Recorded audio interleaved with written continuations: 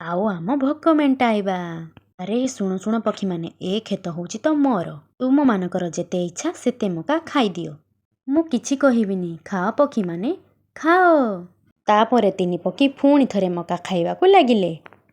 ସେମାନେ ତିନି ଜଣ ଯାକ ଚିଲ କଥାରେ ଫସିଗଲେ। ଚିଲମାନେ ଯାହା ଚାହୁଁଥିଲେ ସେଇଆ ହିଁ କରିଲେ। ସେମାନେ ତିନି ଜଣ ପକ୍ଷୀଙ୍କୁ ଗଛରେ ରସି ଦେଇକି ବାନ୍ଧିଦେଲେ।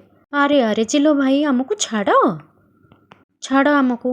ତମେ ତ ନିଜେ କହିଥିଲ ମକା ଖାଅ ବୋଲି। ଯେତେ ଇଚ୍ଛା ସେତେ ମକା ଖାଅ ବୋଲି, ତ ପୁଣି ଆମକୁ କ'ଣ ପାଇଁ ବାନ୍ଧିଲ?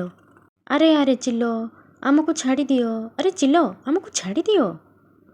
ଆରେ କଳାକାଉ, ଏବେ ଆଉ କିଛି ହେଇପାରିବନି। ତମ ତିନି ଜଣ ଯାକକୁ ମାରି ଆମେ ତମମାନଙ୍କର ମାଂସ ଖାଇଦେବୁ। ହା ହା ହା। ତାପରେ ତମେମାନେ ମୋର କେତେ ମକା ଖାଇ ଦେଇଛ, ତାର ହିସାବ ତତେ ହିଁ ଦେବାକୁ ପଡ଼ିବ। ସେପଟେ ଟିକି ଚଢ଼େଇ ତା ସାଙ୍ଗମାନଙ୍କ କଥା ଚିନ୍ତା କରୁଥିଲା।